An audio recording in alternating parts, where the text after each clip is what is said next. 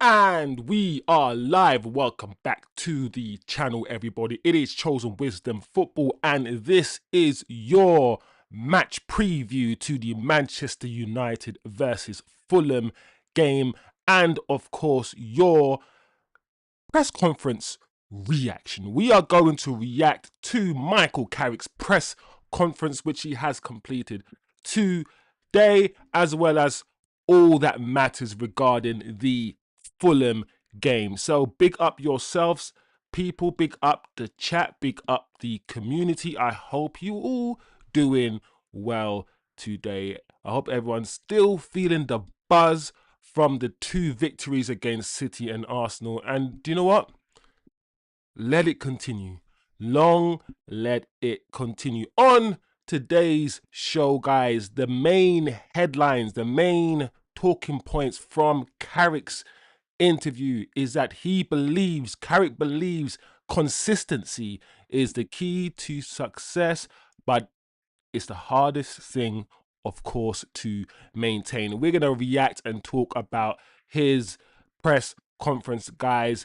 Also, come hot from the press conference, guys. Carrick has said that he doesn't believe we should take for granted playing at home because Fulham is a tough game. It's a tough challenge, and I've said to this channel, to this community, we played against two teams that like to play, that come at us. They don't really play in a low block. They're not the most defensive team. So what will happen once we come up against that kind of team with Michael Carrick? We're going to talk about it later on in the show, guys. So smash the like, do what you need to do, big up yourselves. Also, press fresh off the press, guys. Joshua Zirkzee is back in training. He was back for the first time yesterday, and Carrick also spoke about Joshua Zirkzee and how he can't wait to work with Joshua Zirkzee. Carrick also in the press conference, people was asked about Mason Mount and specifically his lack of game time, and I think Carrick answered the question perfectly. I think the journalists and some United fans who are not used to squad rotation are going to have a problem because Carrick played in a United team that rotated a lot. Sometimes Fletcher played. Most of the time Carrick played, but every now and again Fletcher will come on the pitch. So we'll get into it. Also, he was asked about transfers, and I know everybody, all United fans, are still desperately wanting a signing in January. So he was asked about transfers and the deadline day, and could Man United potentially bring someone in? Could we bring someone in? So he was asked about that in a press conference. He was asked about Leach's comments about what he's changed, what he's done at the club. And also, guys, we know it is Bruno's sixth year anniversary since signing from the club. So he always was going to say some really positive things about Bruno. So he also spent about a minute waxing lyrical about Bruno, the impact he's had at the club, how his performances are really good, how he's usually consistent. I mean, I didn't agree with everything he said, but you need to do that. He's been here 6 years and he's been a good servant for the club. Bruno, he has. So he spoke about Bruno. You also spoke on the Man United hierarchy potentially giving him the permanent job if he does well. That question was posed to him as well, guys. So today is a packed day, guys. It's a packed day, it's a packed show. We also have news coming out about Steve Holland. I'm quite sure you guys know who Steve Holland is. He was brought in as part of Carrick's training staff, and he is more or less a second in command, the assistant coach. He's worked with Southgate, he's worked with Conte. So we're going to have a quick look at Steve Holland. Essentially, he's been spoken about in the press right now as the mastermind. That's how everyone is talking about him. So Yeah, we'll see about that, guys. We'll talk into talk about it as well. I know some of you guys have been speaking also about Cole Palmer, and I've been poo-pooing it, and I've said, come on, guys, that's not going to happen. So we'll spend, about 30 seconds speaking about Cole Palmer as well today, if you guys want. And yeah, we're going to end with with a little note, with a little note from Gary Neville, and a little note from Gary Neville addressing or speaking on the whole idea that Ruben Amorim, in my opinion, and clearly in Gary Neville's opinion, tried to put Kobe Mainoo and Bruno against each other. It's either Kobe or Bruno, and that's what Amorim, that's a narrative Amorim was trying to sell us. And Gary Neville just he has weighed in on that perspective. So we're gonna just look at what Gary Neville has said about that. So as I said, guys, there's a lot of news. There's news here, quotes over there, team news, who's fit, who's not fit, the press conference reaction. We're going to talk about the press conference reaction. So there's going to be information flying everywhere and anywhere, guys. So big up yourselves. I see T Kizzle in the building. Big up TK. So we're here, man. Let's do it. Let's start the show. So press conference today. Once again, guys, if I'm gonna rank the press conference out of 10, I think it was a 8. I think it was an 8. I think he knows when to back questions away, when to engage in certain questions. I think he understands the English media. I mean, Amrim didn't. He's from a different country altogether, from a different culture. Carrick, he's from here. I think he understands this whole process, this ecosystem, if you want to call it that, because it's different. And you can tell by the way he answers some of these questions. He knows what they're after, and he protects when he needs to protect. And so far, I think he's done pretty well. And this quote is crucial. It is hard to find consistency in the Premier League, guys. We know this. But that is the next step. That is the next step. Consistency is a key to success. It is one of the most difficult things to achieve. It takes so much in having to cope emotionally. I love that about Carrick, that he understands all of this stuff up here. We are working towards it. We have had a great couple of weeks. It is about keeping the mind in the right place. And I've always said, guys, football is I think 50% mental, 50% physical. You can have all the talent in the world, guys. If you're not right up here, if you're not at peace, if you're stressed out, if whatever it is, you're not going to play good football. And Fergie found a way to make you play your best by making you feel good up here. Being a father figure to some footballers. We know how important it is. Let's be honest. I know it's sport. I know they get paid millions of pounds. I know all of these things, yes.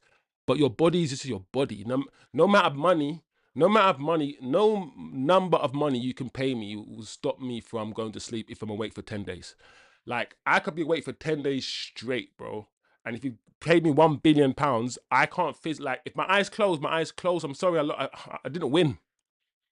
So, like, the emotion, the physical, yeah, your brain is so important. And when Carrick talks about the mentals and handling the emotional side of the game, for me, guys, while I saw Amorim as more emotional.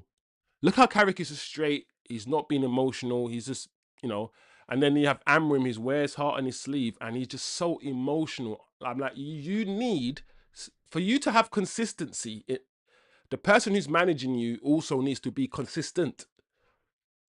But Amorim was doing this every day, up and down, like an emotional wreck.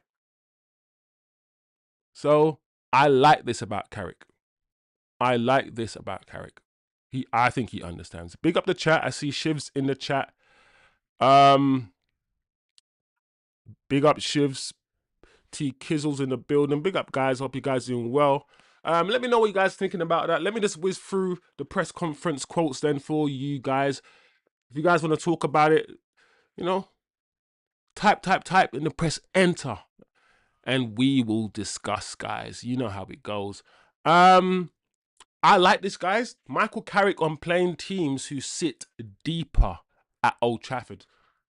Low blocks. Let's understand what, because for me, I want to understand how Michael Carrick thinks, not just what he thinks, but how he thinks, how his brain works. So let's just see. I don't think we need to make too much of it.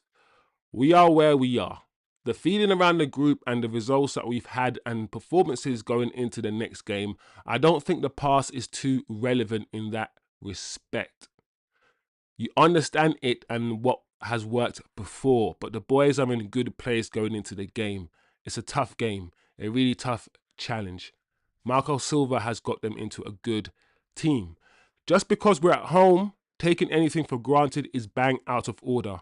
It might be a case that it's the same flow of the game as we've had in the last 2 weeks. There's no shame in that. We'll deal with the game in front of us and do whatever it takes to come out on top. I mean, a lot of it, if I'm being real, is a bit wishy-washy. But what he's saying is just listen. We're gonna do our thing. Just because we played one way against those two teams, it don't mean we're gonna play the same way. Don't watch that game and be like, this is how we play. We play how we play. And also, very importantly, acknowledging it's gonna be a really tough game, guys. A really, really tough game. And we know it is, guys. We know it is. We know it is. So, big up Carrick. Big up Carrick. What else he saying?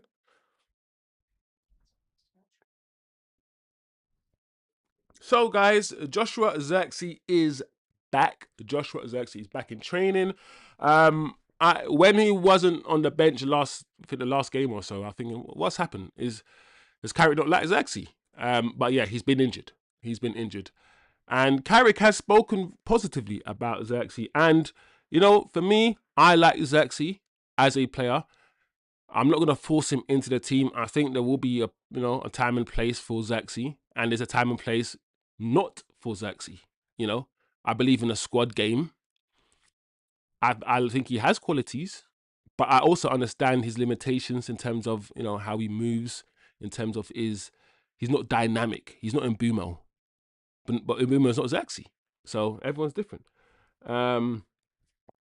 But this is Michael Carrick on Joshua Xerxes. Josh has been focused on getting fit and rejoining the group. It's been great to have him back in training. He trained with the squad for the first time yesterday. From my side and his, that's all there is to it. I'm looking forward to working with him, and there's nothing more to add. So that was Michael Carrick's response when the journalist asked him about not just Xerxes, but Xerxes' future. And as we know, there's been discussions about Xerxes' future. The window is still open. Journalists might want to know what is going on, but Xerxes will stay. What happens to Xerxes in the summer? I don't know. I don't. Based on what I've seen happen in the first and second year, despite the fact I'm biased towards him, for him, whatever the word is. I think there will. I wouldn't be surprised if he leaves because of his lack of game time. But me personally, I want him to stay. So that's that, guys. That's that. All right.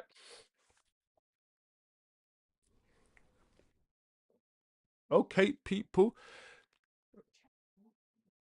Shivam says, I just need one manager who can crack open these low blocks, one game a week to break down the blockages. I can't take anything other than a win. Team has to deliver, else no need Bruno Shortmag. Big up Shivam. T Kizzle, I am 62% Carrick in. If we get 4 points or more in the next 2 games, I'll be up to 68% in. Need to hold our horses a bit in Carrick.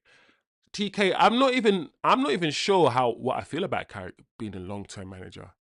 I haven't actually thought about that. I'm so into the now right now. I'm so happy with what I'm seeing right now.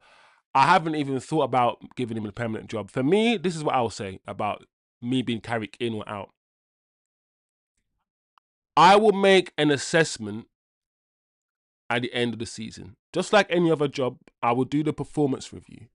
And based on the performance review, I will be, do you know what?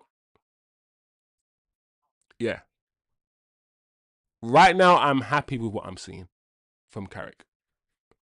However, PTSD means that I need a sample size. I don't know if Sunday against Fulham, we just capitulate and we lose 5-0. I don't think so. I don't think so. But football is weird, guys. We know this.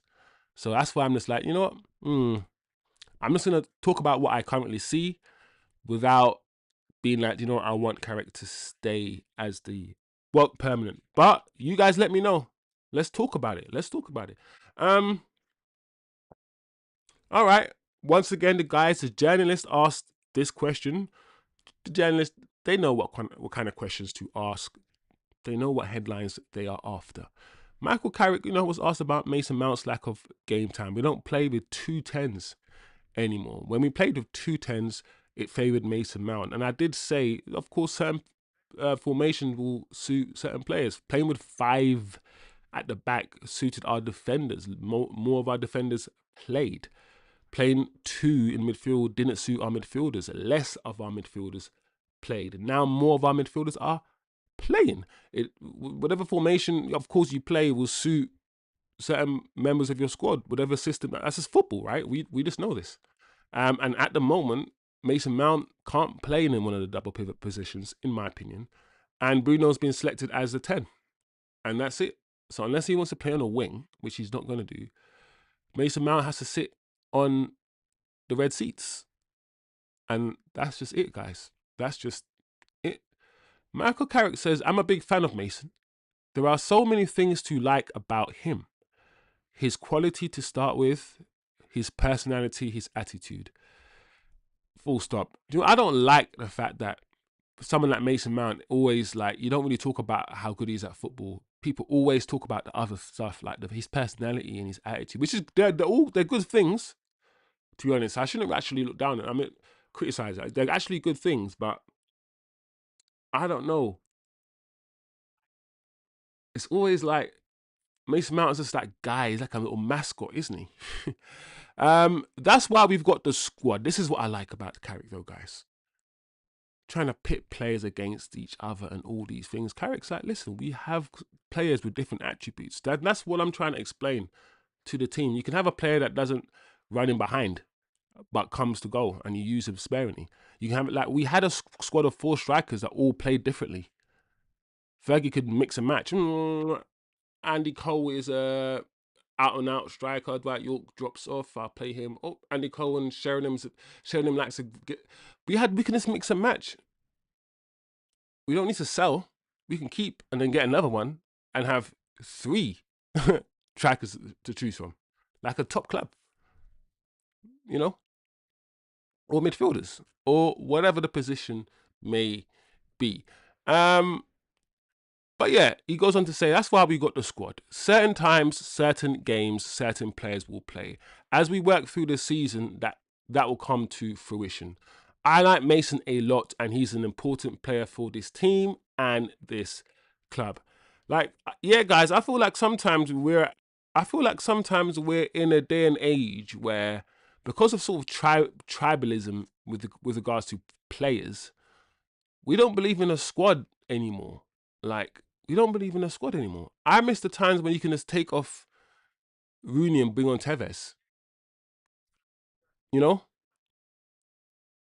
And now, if we had Rooney and Tevez in the squad, people would be like, "Why isn't Tevez playing every week?" And then, "Why is it Rooney playing?" And pitting this player against. No, it's okay. That's what I think. Sometimes it can be a bit silly, guys. Sometimes some fans, you know. Um. Anyway, that's Mason. Let me know. Where would he? I mean, would he start Mason? Would any of you guys start Mason on Sunday? Where would he start Mason in the formation that we're playing? Would he change the formation for Mason? I don't know, guys. Let me know. So this is very quickly. Let's just run through this one. He was asked about movement in the transfer window. Does he see anything happening? And he basically says no. Not really. They're pretty calm. They're pretty stable. He did the whole never say never. If something comes up, if something appears in the market which is affordable or something along those lines, we might do it. But so at the moment, no, no. But at the same time, a lot can happen. So that's basically what he was saying. And for me, I've always had to position people that we were never going to do anything this window. Never. We were never. We done our business in the summer, and that was it. And we spent more than we wanted to. We did not want to spend that much on the Bimo. We did not want to spend that much on Sesko. We didn't. But it is what it is. Some of you guys are still hopeful that we do something. I mean, I am hopeful because hope is not, based on anything factual. It's just a feeling. But I don't think so, guys. That's my opinion. And that's based on the information that I currently have that we will not do anything this transfer window. He's in 1 or 2 games. We need to see how he does next 15 games. Most importantly, when he loses, the comeback and tactics post a loss or shocking draw will define what Carrick is. Carrick so far is OGS 2. What are you going to Solskjaer 2.0? Temporary coach that starts on fire. OGS got permanent job without us interviewing better coaches. Let's learn from that. Yeah, I feel like I'm going to wait until the season ends. But at the same time, let's not do the whole, let's not give him the job because he's Carrick. So let's not give him the job. Like, for me, this is what I say. If he finishes in the top 4 and not just the results, the performances, guys, are like, yeah. If he carries on like this for the rest of the season, you have to consider him. It doesn't mean you got to give him the job, but you have to put his name in the hat with the likes of, I don't know, Xavi or Deserve, whoever you're looking at. You have to at least consider him. That's fair. That is fair. That's my thing anyway. TK says, the best players in the world have crap personalities. I couldn't care. Play your heart out and I'm okay if you're an asshole. Personalities don't win games. TK, correct. I see what you're saying. Look at Messi and Ronaldo. The deadest personalities in the world, bruv. They're the worst personalities. Like, when you just hear them, they're just rubbish.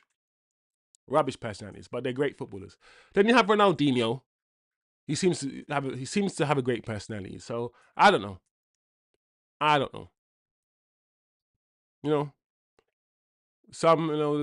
It depends. The Brazilians always play with a smile on their face, and they always seem to have decent personalities. But who cares though? That's the point. It doesn't matter. But I tell you, who does care though, TK? The media. The media, and when narratives are made, they use that a lot. Mount bench, we need Cunha on the wing, says Q. Yes, guys, when we get into the team sheet and when we get into the formations and whatnot, I'm gonna put it out there, guys, that I would play Cunha. Let's put Cunha on the left. Dorgu's injured. Replace Dorgu with Cunha. Boom, bam. Bob's your uncle. That's what I think.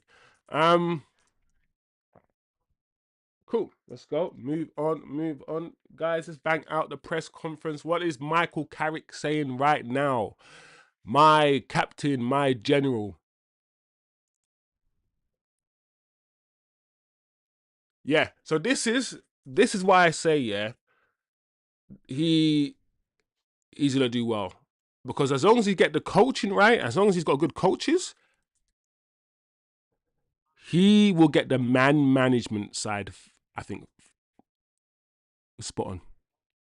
So far, what he's saying, how he's approaching the players, how you can kind of tell that he's treating them differently. He's speaking them differently. He's speaking them individually. There's conversations, yeah. There's news coming out, guys, that he takes them away individually and he works on them individually. Him personally, like he's spending do you know? And Amorim never did that.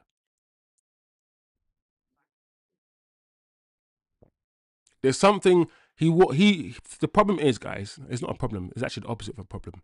The thing is, we're forgetting that he played on the Fergie. He played on the Fergie. He understands how to do this. Ollie understood that wasn't Ollie's weakness. People forget that Ollie's weakness wasn't his man management. Everybody likes Ollie. Everyone loved Ollie. They ran for Ollie. It was just the depths of his tactics and for me, his coaching, the way he ended up playing in the end. So when it comes to man management and knowing the club and all these things, I think Carrick will be fine. And this is what Leach is saying, guys. Because Leach has said he captured their hearts and minds since he came in. Nobody was saying that about Amorim. When Amorim came in, it wasn't no he captured our hearts and minds. It's so Carrick responded and said, "This, guys, you've got to play with feeling, emotion, and excitement. That's something we speak about. The tactical side is one thing, but the things I've just touched on are totally something else. The boys have been there in training, games, meetings. They've been there in everything we've asked of them. Leacher has epitomized that in everything, the way he's gone about every day and certainly in the games. We're aware of what it's taken to have the couple of weeks that we've had. A couple of weeks is a couple of weeks. It's good, but we're aware that it's something we need to make extended for longer.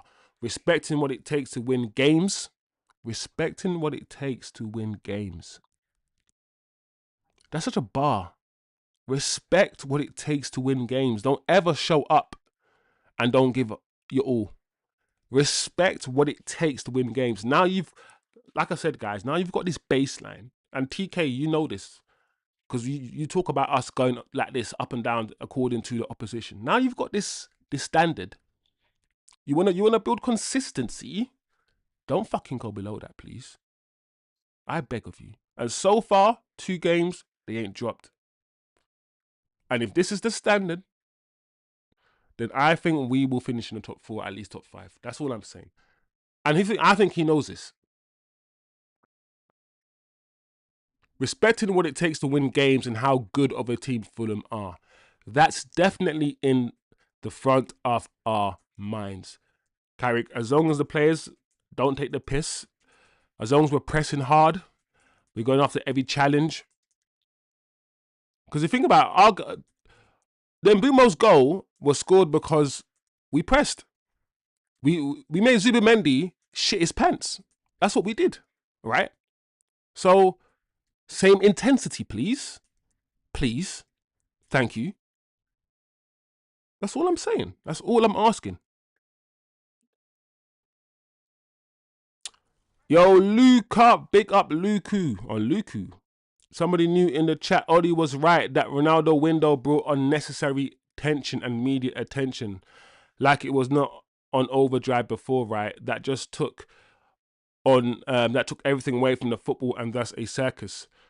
Do you know what? Yeah, Luku, you just said something very interesting, yeah.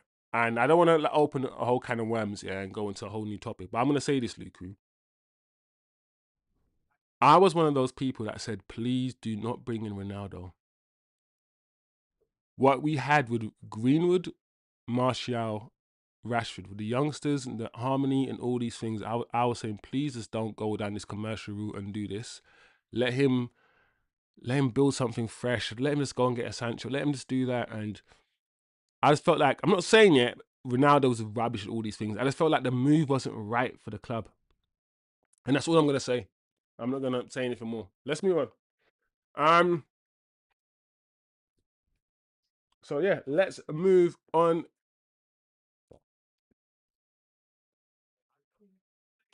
Bruno Fernandes, Captain Magnifico, Bruno.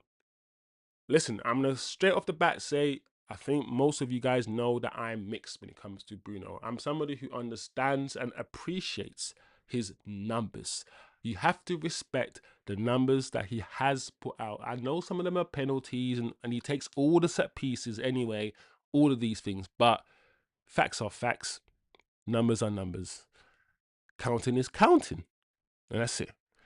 However, at the same time, I'm just not a fan of the way he plays football of the type of player he is. I'm not a fan of it. I can go into detail, but this is not the time for it. I just want to qualify and quantify. Qualify my position first and say I understand his importance. Whatever I don't like about him, I understand his importance to Manchester United Football Club over the last 4 or 5 years. So 6 years, I want to say thank you, Bruno. Hasn't always been great, but listen, whatever happens, no one can deny. Nobody can deny his work rate and his passion for the game and his drive. You can't deny these things because he wears his heart on his sleeve and he never stops running. So big up Bruno. Of course, Carrick had really positive things to say. Carrick really likes Bruno. Don't forget, Carrick was there. He was here at Manchester United in Ollie's coaching staff when Bruno came to the club. It's very interesting, though, that Bruno was also a player that Carrick dropped when he was interim the first time round. And for somebody who likes to keep the ball a lot and doesn't like giving the ball away, I wouldn't have thought Bruno would be one of Carrick's favourite players. But I'm glad that Carrick waxed lyrical. You have to. It's a 6-year anniversary, even if he felt that way. And I don't think he feels that way anyway. I think he really genuinely loves Bruno. And most of the fan base do. And to be honest, you could argue rightfully so, because of what he's achieved and what he's done for the football club. So big up Bruno. Big up Bruno, 6 years. I would have taken the money for Bruno.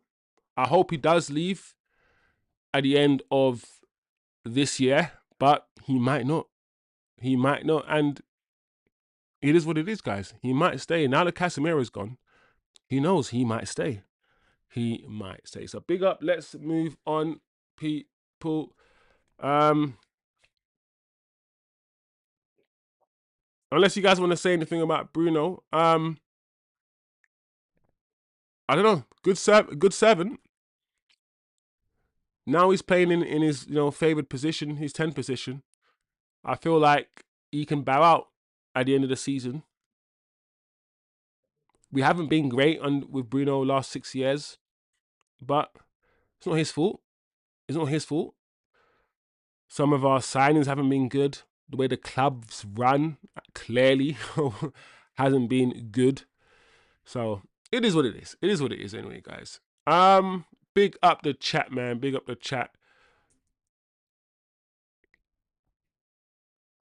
So this was going back now. One of the last pieces of news, guys, before we get into the team stuff.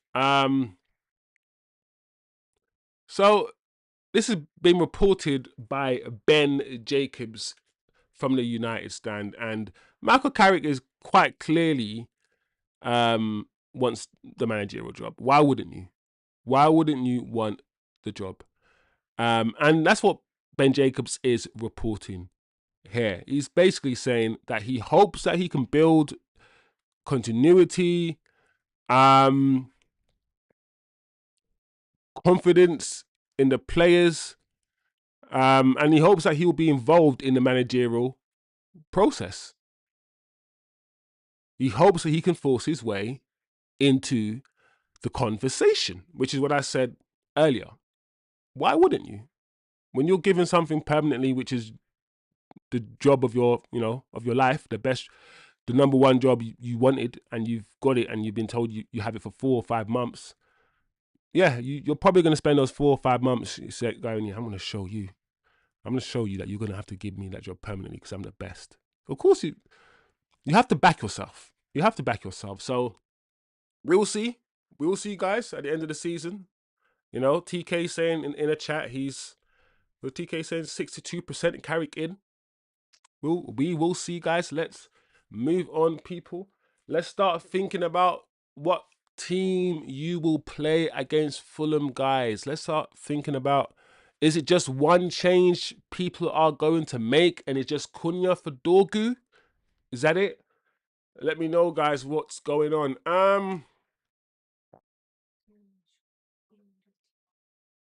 We're done. Okay. All right. Before we do the team, guys, I just want to touch on this. As we know,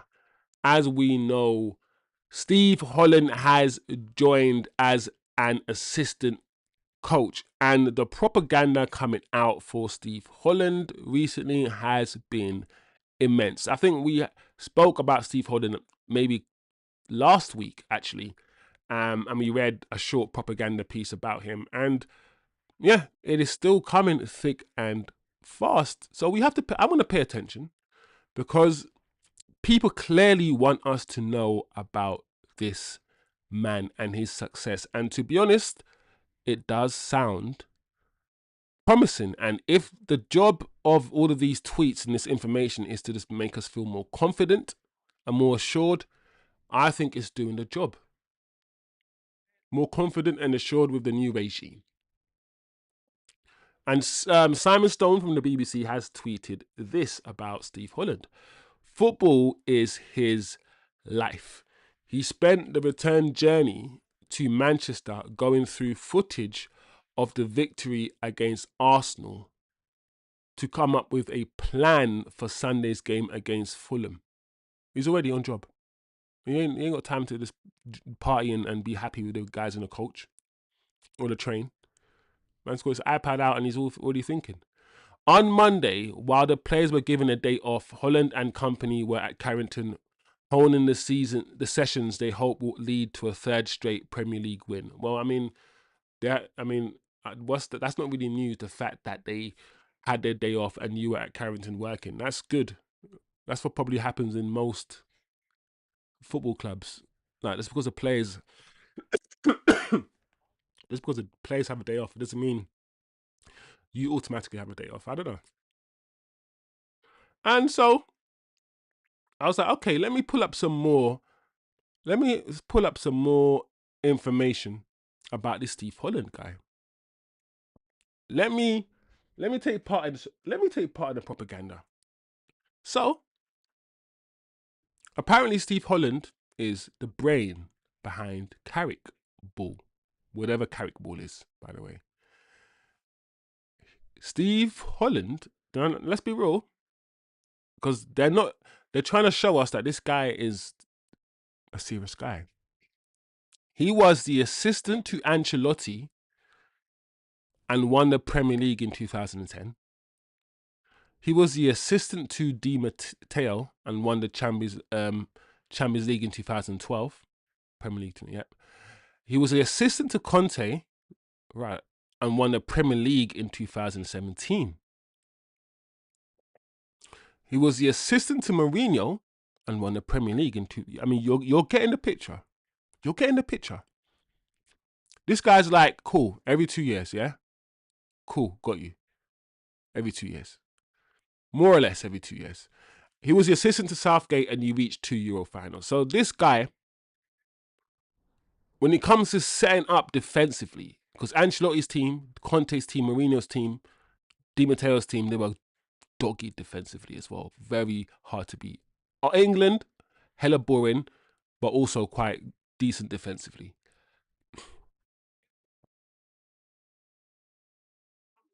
And apparently the best assistant manager in European football. I don't know that if he's the best assistant manager in European football. I ain't gonna do that stuff.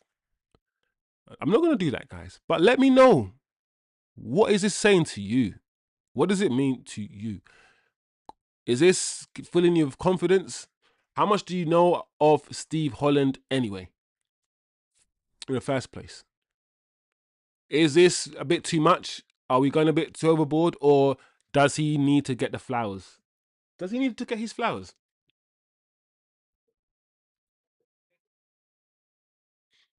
And if you don't, does Steve Holland stay on if Carrick is kept? If you don't give the job to Carrick, surely Steve Holland moves on as well. So I don't know, guys, but it sounds promising. It sounds like, and like I said, I don't think it's the worst thing in the world to have the likes of Woodgate, Johnny Evans, and now Holland at the club, and now all of a sudden, in the space of just 2 or 3 days, we look better defensively. Structurally, we look much better. Much better. So anyway, guys, let's get that stuff out of the way and let's start talking ball. Big up the chat, T Kizzle in the bizzle, Lucas, Turkish, Shivs. Okay, people. So I think against Arsenal, guys, we played more. I know against Man City, it was closer to a 4-4-2 a lot of the times. I think against Arsenal, it was definitely closer to the more traditional 4-2-3-1. I think Bruno definitely played deeper than in Buma. That was clear. I can't see any reason to change it further than to just start Cunha. That's a logical thing. I mean, the way I look at it is this: Dorgu has been playing well, but Dorgu has played against two attacking teams, and Dorgu is a more defensive than Cunha. Stronger, maybe quicker, and he's a more defensive player, right? So in that sense, for me, it made more sense to play Dorgu against Arsenal, against Man City, two teams that are going to probably play with a high line, probably, really proper test us defensively. So it makes sense playing Dorgu. Against the rest of the league now, and of course Dorgu, his injury is really bad, and I'm really sorry that he's injured, but I'm hoping, guys, that Cunha can just play on the left now against the other teams. Surely we don't have to be as defensive. Of course, my worry, TK, is Cunha's work rate. But I think, and him exposing Luke Shaw on that side. But like I said, we're not facing Arsenal or Man City again for the rest of the season, I don't think. Yeah. So that's a change I would make. I think most of you will make the same change. What's TK saying? If Yoris fit, drop Dallo, keep the rest as is. The only question I want to ask, guys, and the only other thing I'm thinking about is this. If we are going to be playing against more of a low block, would it now make sense to start Xerxes? Sorry, Xerxes Sesko. And then, if the answer is yes, start Sesko this game because we're not really gonna play against a high line as much. Then who are you gonna drop, Mbuma or Ahmad? Because that question is gonna keep coming up. Because at the moment, guys, both Ahmad and Mbuma are very fortunate that we've played Arsenal and Man City, and Carrick has chosen to play this way. That's not gonna happen every game. So we are eventually going to see one of them on the bench. We are. Good option to have. Good option to have. But yeah, guys, I don't see a reason for us changing. I feel like we're at Old Trafford, we should dominate the midfield. I'm expecting something similar. I'm expecting for us to get back quickly in our shape, mid to low block, mainly playing in our defensive shape, mainly playing ahead of Casemiro. I'm expecting Fernandez and Mbeumo to be closing the attackers down the way they do. It's going to be a tough game. Fulham are not going to give us anything, and they're going to be very, very physical. But I can see us scoring on a counter-attack. I can see Fulham having the ball and us winning it back and us countering Fulham. I still think it will be difficult to score against Fulham when they're in their low block. I don't know. What are you guys saying? Look, this game is harder to predict than the past two. It's interesting, TK, because I predicted a win. You don't forget, I said 2-1. I said we're going to beat Man City and Arsenal. I said we're going to do it. This game, I hope we win. I still think we're going to win this game, but it's the styles, TK. I'm thinking about. You know the styles. I know. I don't have the sample size with Carrick yet. I've only got 2 games. But I understand United against low block teams. I understand what United are like when we don't have the ball. When we don't have the ball, TK, we win games. We win games when we don't have the ball. It's weird. But when we have the ball, we don't win. But at the same time, this is Carrick. So this is a test. This is going to be a crazy test, really. Sausage says, easy prediction 3-1 United. We unlock them with a goal and they open up. Yeah. In that scenario that Sausage just explained, if we score first, Sausage, yeah, they're going to have to come out and we're going to hit them again. For sure. One thing is sure though, the way that we're playing, I don't think we're going to lose. And Fulham, we don't usually play bad against Fulham. We don't usually lose against Fulham, guys. So I'm expecting a win. I think we will win, but I'm still cautious. I'm still cautious. I'm still cautious. So big up Sausage. 3-1. I predict. Do you know what? Yeah, I'm going with 2-0. I'm going with 2-0 for some reason. I don't think there was. I think the way that we've been defending, Arsenal are lucky that they scored. Arsenal's goal was, Arsenal's 2 goals was a own goal and a jammy corner, right? Man City couldn't score against us. So I think it'll be a tight game, but I don't think Fulham will score. I think it'll be 2-0 Man United. Hmm. I'm going with 2-0 Man United. Sausage says 3-1. Everybody put in your predictions, people. Iwobi will be back for Fulham, but I think we'll shut him down. I'm not. I mean, they play some decent football at times, Fulham. They're going to try to play down the wings, but I think we'll be fine. And also the right hand side, Cunha. Let's see how Cunha defends. Let's see how quickly he tracks back.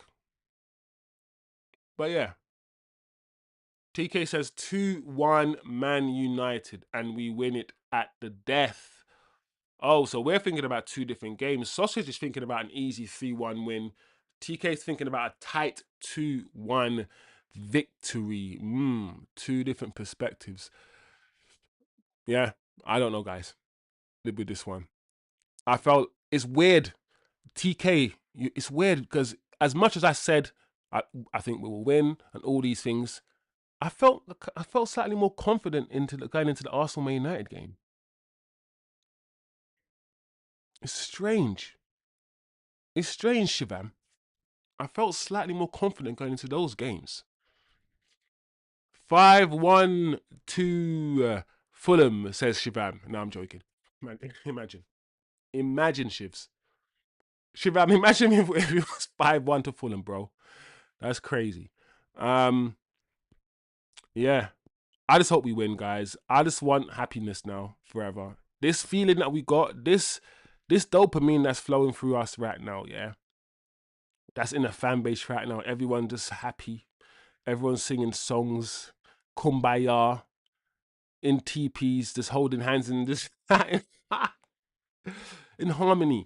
I need it to continue, yeah. I need to continue. Everyone thinks like YouTubers love the negative. Bro, we need the happiness, bro. We don't want stress. I don't want stress, people. Nobody wants this.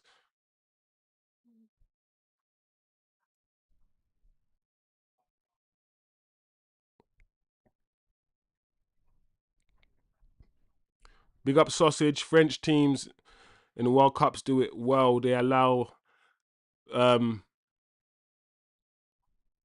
blocking teams to have the ball. Yeah, sometimes you got to do that, man. Sometimes if you cannot break down a low block, sometimes give them the ball. You retreat in your low block. That's what I mean. That's what a lot of teams do. There's no reason for you to fall all the way back there. You don't have to, but some teams purposely will fall all the way back into their own low block, give you the ball so you come at them, so they can literally try to counter you. Of course, that is a tactic for sure. For sure. I mean, Mourinho often said or spoke about teams not having the ball and still controlling the game. Like Mourinho teams, yeah, a lot of his teams were stinky, very smelly when it comes to possession. Yeah, they were anti-possession teams. They didn't want the ball. And Mourinho will be like, yeah, we still control the game and all these things. We let them have the ball. There's loads of teams, loads of Italian managers that also do that sort of stuff. T Kissel says, man, I wish there was a way to upload my AI modified cat pillow pic. He is smiling. Put it into this skizzle. Shivam says goals from outside the box become very important against low blocks as well. Set pieces. Yep. That is why Shivs. That's why Arsenal are at the top of the league. One thing that Arsenal have, they've got a gun. They've got a tool in their arsenal that, for some reason, I mean, I think up until, in fact, you know what? I think up until 2 weeks ago, we had almost a similar amount of set piece goals in Arsenal. Shh, don't tell nobody that. But apparently we did have a similar amount of goals. But yeah, Arsenal have the ability to just do that, to score a little corner, a little jammy corner, like every game, and it's a cheat code. And individual brilliance is also a cheat code. The ability for Cunha to slap the ball into the bottom corner. We have better attackers. I've said this, yeah. I don't care what anyone says. We actually have better attackers than Arsenal. We do. And I'll argue that with anybody. Like, if you want to have the argument now, I'll have the argument. I think we've done this before. And I reckon our players have more of the ability to smack a ball into the bottom corner or top corner than they do. We do. Cunha just did it. Dorgu, Ahmad can do it. And Mbumo can do it. Bruno can do it. Sesko could probably do it. I just think we'd have better. I think we have better quality in the attack. Martinelli's not doing anything like that. He's not. Mm.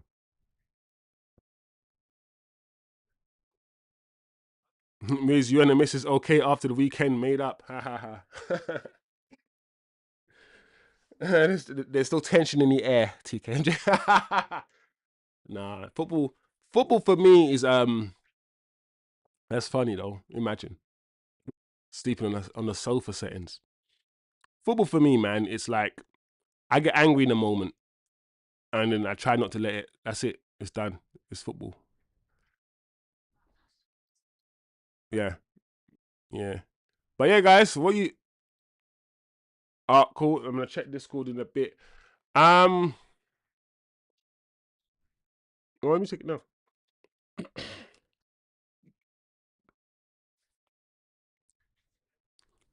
Check it, check it. La la la la la.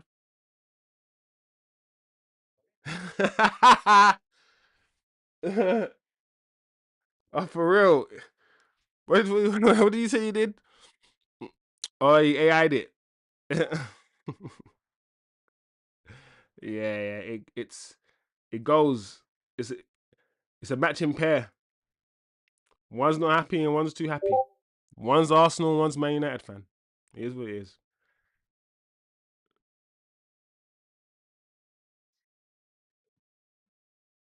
That's funny though. That's awesome. That's excellent.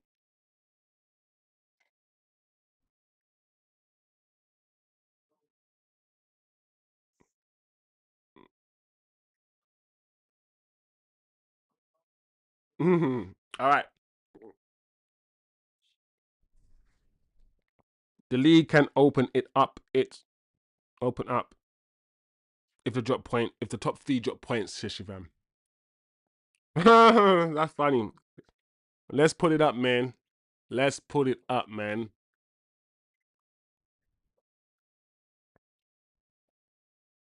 Imposter. He's like smiling like, hi. It's like that is crazy. That's awesome. Um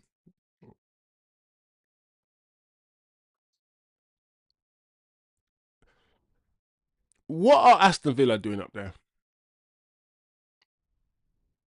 Is Emre the second best manager in the league? Are we not? Have we given Emre the credit he deserves for what he's done with Aston Villa over the last 4 or 5 years? I don't know. I just had a thought. Something else again. Why Aston Villa are trying it every year? They consistently now it's becoming more of a consistent thing. I'm just thinking. Aston Villa don't look like they're gonna stop winning, bro. And I wish they weren't winning all these games, the little idiots. Aston Villa are a problem. Get out of there, man. Why are Aston Villa doing in top four? Because Chelsea look like they're gonna do a thing. I feel like we're gonna have to keep winning, but teams will drop points. That's the thing. One thing for sure, teams will drop points and we will drop points. But it's gonna be hard though. It's gonna be hard, guys. Anyway, people, Sunday, Michael Carrick, third game in charge, Manchester United against Fulham. Usually quite a decent game. It's at Old Trafford, not at flipping dusty old Craven Cottage, that tight pitch and that small pitch and that tight stadium. I hate Craven Cottage, but I think it's at Old Trafford, so we're gonna have the wide pitches. I hope we absolutely slap these guys in their foreheads, bro. Absolutely slap these idiots, bro. I'm going with a 2-0. You guys have given me your predictions. Shivam says 5-1, TK 2-1, Sausage 3-1. Big up Luku, someone new who dropped into the chat. Kwaku as well. Big up yourself, guys. Remember to smash that like. I hope we don't get overrun in that midfield. I mean, if we didn't get overrun by Arsenal's midfield, I don't know if Fulham's midfield will do it. I expect us to dominate possession with this match. I want to see what Carrick can do when we play at home and what these players now do, how they perform, what level of performance, of intensity and aggression they have when they play a team like Fulham, a team they're supposed to win, a team at home, a team they're supposed to dominate, not sit back like they did. No, I wouldn't say we fully sat back against Man City. I ain't gonna lie. Against Man City, we actually bopped the ball. Do you know what? I will say this, the second half of both games, the Arsenal game and the Man City game, around 10-15 minutes of the second half of both games, there was a period of time where we were doing a madness. We were just bopping it nicely. One touch rondo settings, just rondo. Boom bam, boom bam. And it looked beautiful. It looked beautiful. So Sashi says Villa are only good because the rest are average. Emre is the biggest reason they're up there. I like Emre, bro. I like Emre, man. I feel like Emre. I would have. I don't know about anymore, but I would have taken Emre. Villa is the guy that hits on your woman while you're off getting drink at the bar. Opportunistic bastards. No, that is Villa. That is Villa. That's funny. All right, guys. Today's MVP, TK says everyone, because we all predicted a win. Guys, we play, we were one of the last teams to play as usual. Hopefully, by the time we play, guys, some of the teams around us will have dropped points. That of course, is the hope. So big up the chat. Big up the community. Like I said, the Discord is up and running. I'm gonna try my best to just always jump in there, interact with you guys as much as I can during my busy day. I've been just dropping little things in the Discord here and there. TK's been up in there as well, and others. So, and Atro as well being up in the Discord. So yeah, there's another place that we can just send each other stuff, communicate, have a chat offline, off of YouTube. One of the reasons why we didn't have it before is because it's a small channel. you know, and I'm not sure how things will land. I'm not sure about a lot of things, but we're getting there. I'm getting more confident and more comfortable with everything. So, and the community is growing. And yeah, big up everybody. T Kizzle is out. Everybody is out, and I am out. Latest people. We will be back on Sunday, people.